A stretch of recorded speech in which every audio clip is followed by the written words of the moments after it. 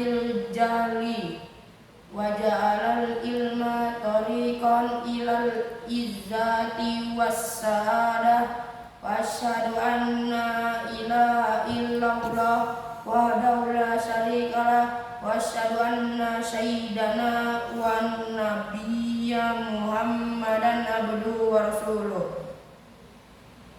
Salatullahi wa salamu alaihi wa ala abdihi wa iwani minan nabiyyina wal mursalin wa ala alihi wa ashabihi thayyibana thahirina wa tabi'ina lahum bi ihsan ila yaumiddin. Amma ba'du. Fama ya ayyuhal mu'minun ittaqullaha haqqa tuqatih wa la tamutunna illa wa antum muslimun.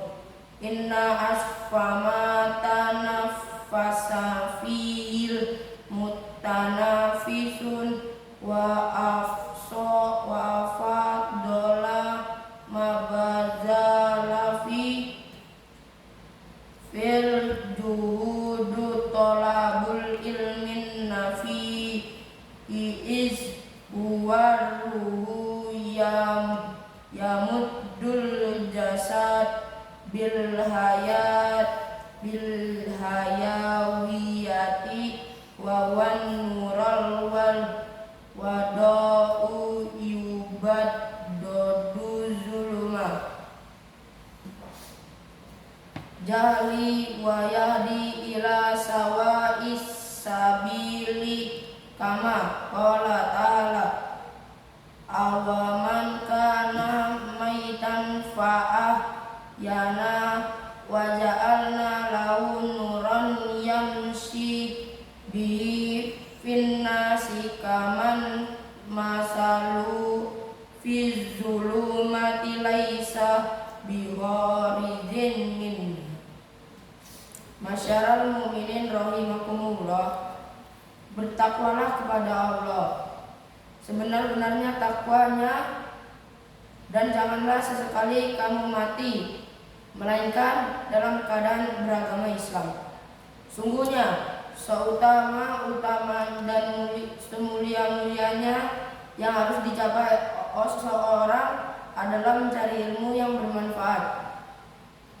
Karena dengan ilmu seorang dapat mencari segala keutamaan. Ilmu adalah ruh, jasad, dan hati dalam kehidupan yang sebenarnya. Ilmu bagai cahaya yang terang dan menghapus kegelapan, kebodohan, dan kesesatan. Dan sebaik cahaya yang menuntun manusia ke jalan yang lurus, seperti yang disebutkan dalam firman Allah berikut.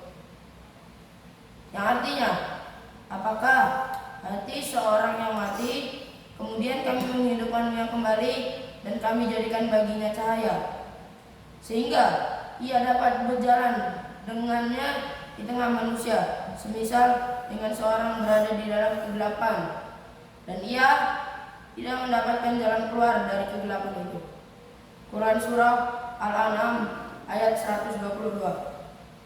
Rasulullah Nabi SAW pernah bersabda, yang artinya dunia terkutuk dan isinya pun terkutuk, kecuali zikir kepada Allah dan sepertinya serta orang yang berilmu dan orang yang menuntut ilmu. Jamaah Jumat rahimakumullah, ketahuilah bahwa ilmu-ilmu yang wajib dituntut adalah ilmu-ilmu agama dan ilmu-ilmu dunia. Karena dalam sebagian ilmu dunia ada hikmah Allah yang harus dipelajari agar kedudukan umat ini mengungguli umat-umat yang lain dalam ilmu-ilmu dunia yang perlu diketahui. Misalnya ilmu kedokteran, ilmu teknik, ilmu geologi, ilmu kelautan, dan ilmu-ilmu lainnya yang dapat menambah nilai hidup duniawi. Karena ilmu duniawi sangat dibutuhkan untuk menambah nilai kehidupan duniawi. Hanya saja ilmu yang disebutkan dalam Al-Quran dan hadis ataupun as-sunnah adalah ilmu yang berkaitan dengan ilmu syariat, karena dapat menunjukkan manusia ke jalan yang menuju kebahagiaan dunia dan akhirat, seperti yang disebutkan dalam sabda Nabi SAW berikut. Artinya, siapapun yang dikehendaki kebaikan baginya oleh Allah, maka dia akan diberi pengertian dalam agama Islam. Di lain kesempatan, Nabi SAW juga bersabda yang artinya, semoga Allah memberi cahaya bagi orang yang mendengar sabdaku, kemudian ia menyampaikannya pada orang lain seperti yang ia dengar. Sayangnya, dewasa ini banyak para pemuda kita yang interestnya lebih banyak untuk mempelajari ilmu-ilmu yang berkaitan dengan dunia daripada ilmu-ilmu yang berkaitan dengan agama. Padahal ilmu agama lebih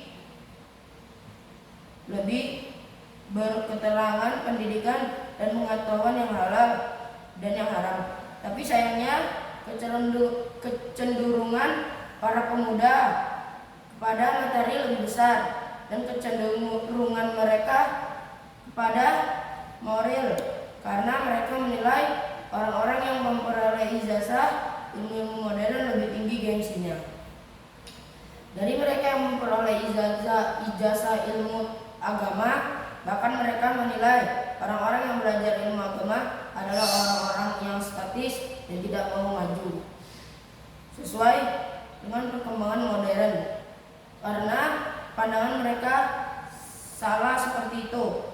Maka materi pendidikan agama yang banyak dikurangi dalam sekolah-sekolah agama dengan alasan untuk mengikuti perkembangan dunia. Sebagai akibatnya, maka banyak pemuda kita yang tidak mengerti ilmu agama secara luas, sehingga di sebagian masyarakat Islam tidak mempunyai para ulama, para guru agama, para dai, dan para hakim Islam yang luas pengetahuan agamanya. Kelak umat Islam akan kehilangan orang-orang ahli dalam ilmu agamanya, sehingga masyarakat Islam akan dipimpin oleh orang-orang yang bodoh, seperti yang disebutkan oleh Nabi SAW dalam sabdanya berikut. Intinya, sungguhnya Allah tidak mencabut ilmu sekaligus dari manusia, tapi mencabut ilmu dengan mencabut ruh para ulama, sampai jika tidak tersisa seorang ulama pun, maka manusia menjadikan para pemimpin yang bodoh sebagai panutan mereka, sehingga mereka bertanya dan para pemimpin menjawab pertanyaan mereka tanpa ilmu pengetahuan, sehingga para pemimpin sesat dan menyesatkan orang lain. Kaum muslimin yang berbahagia, perlu diketahui bahwa keadaan kita dewasa ini sangat prihatin dan perlu disesali. Selain itu perlu diusahakan secepat mungkin untuk mengatasi kebodohan yang ada di kalangan umat Islam. Dulu umat Islam menempuh perjalanan jauh untuk mencari ilmu dari para ulama dan mencari berbagai petunjuk dari mereka. Kemudian ulama kita di Mekah dan Madinah mengajarkan umat Islam tentang ilmu-ilmu agama dan memberi penerangan kepada mereka. Sungguhnya mereka mencari ilmu-ilmu agama adalah untuk menjaga kelestarian Al-Quran. Mereka membaca Al-Quran pada waktu malam dan siang. Pokoknya para ayah ingin anak-anaknya menempati saf-saf para ulama dan guru-guru agama yang mengajar mereka berbagai pelajaran yang baik. Jamaah sholat Jumat yang dimuliakan Allah, setelah melihat keadaan yang sangat prihatin ini, seharusnya kita menangisi atas hilangnya warisan budaya Islam. Adapun bertanggung jawab ini harus dipikul oleh semua kalangan umat Islam, khususnya saudara-saudara kita, kaum penguasa dan orang-orang kaya. Mereka harus berusaha mengembalikan tradisi majelis-majelis taklim di berbagai masjid untuk mengajarkan ilmu agama dan penghafalan Al-Quran seluruh lapisan umat Islam. Wajib mengembalikan tradisi majelis-majelis taklim yang mengajarkan ilmu agama, karena orang yang tidak dapat mengenal Islam kecuali dengan cara mempelajari dan mengamalkan ilmu-ilmu Islam, seorang masyarakat tidak akan jaya kecuali jika diperhatikan pengajaran ilmu-ilmu agama pada masyarakat dengan cara keseluruhan, bukan hanya di sekolah-sekolah, di mahat-mahat dan di universitas saja, tapi di seluruh negara kita wajib mengandalkan majelis-majelis taklim di Masjidil Haram, Mekah dan Masjid Nabawi di Madinah. Bahkan di seluruh masjid di negara-negara Islam, karena majelis-majelis taklim seperti itu banyak menelurkan para ulama besar yang tersohor untuk mewujudkannya.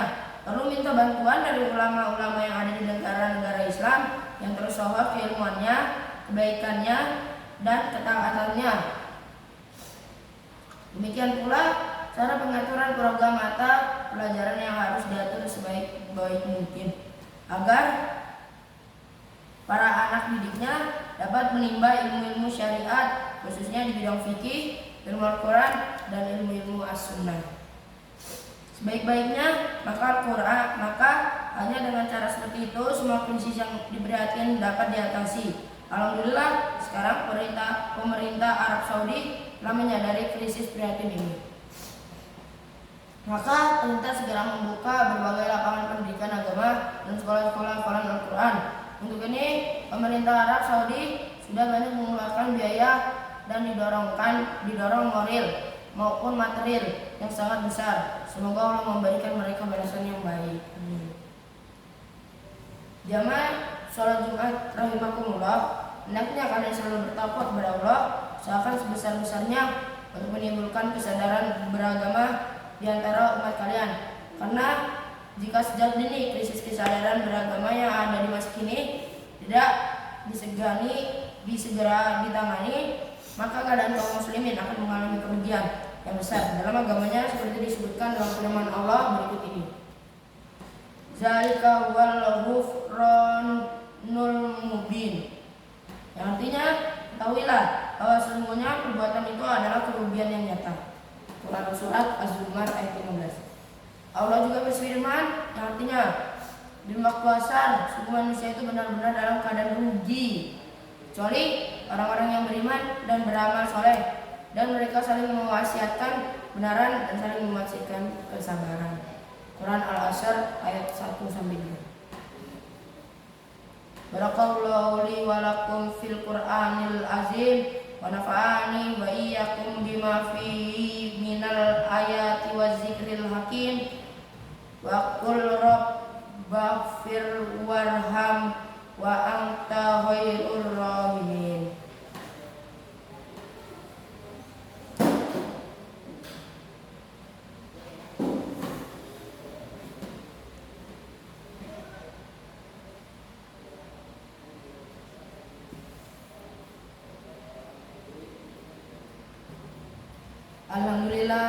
Alhamdulillah, summa alhamdulillah. Asyhadu an la ilaha illallah wahdahu la syarikalah wa asyhadu anna sayyidana Muhammadan abduhu wa rasuluh. Allazi la nabiyina Allahumma sholli wa sallim ala nabiyina Muhammad wa ala ali wa ashabihi wa man tabi'ahum bi ihsani ila yaumiddin. Amma ba'du. Faya ayyuhan nas usikum wa nafsi bittaqullah faqad fazzal muttaqun.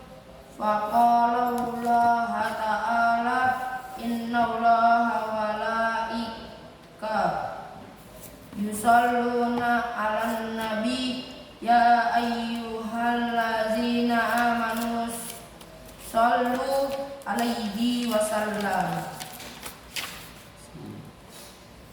taslimu. Allahumma sholli ala sayyidina Muhammad wa ala ali sayyidina Muhammad. Allahumma ighfir lil muslimina wal muslimat wal muslimina wal mu'minat al ahyati minhum wal amwat. Allahumma ja'afwa anna bala'a wal waba'a wal qurana waja'azila wal mihan fasuwa al fitan wal mihana wa zahara minha wa ma batana an baladina Indonesia wasatan wasairil buldani muslimin ammatan ya rabbal alamin.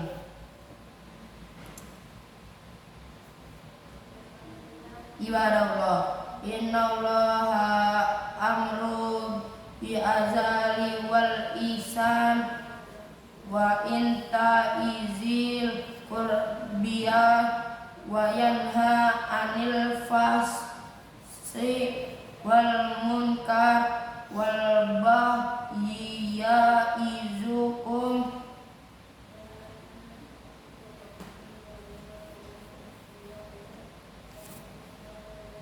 la'allakum tazakkarun wa azkurullahal azim yazkurkum wazkuruhu ala ni'ami yazikum wal